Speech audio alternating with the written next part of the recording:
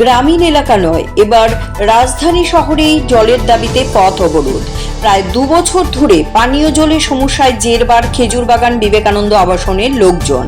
তাই বাধ্য হয়ে সোমবার আবাসনের প্রমিলা বাহিনী রাস্তা অবরোধ করে বিক্ষোভ দেখায়।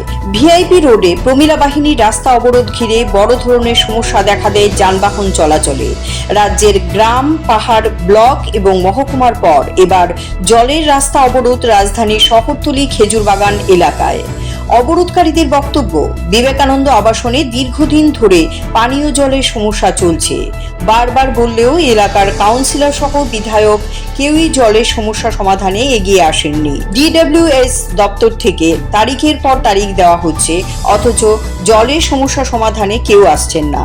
পরবর্তী সময় আগরতলা পুর নিগমের ডেপুটি কমিশনারের আশ্বাসে অবরোধ তোলেন আবাসনের রোডের প্রমিলা বাহিনী। এখন দেখার কবে নাগাদ তাদের এই সমস্যার সমাধান হয়। 2 বছর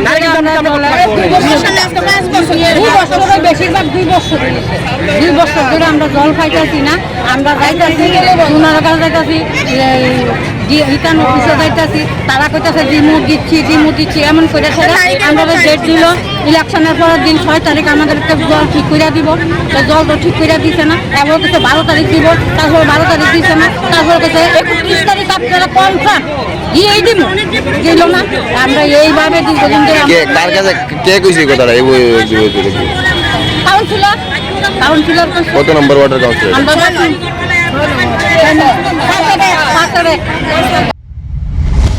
Siri TV, channel for news and entertainment.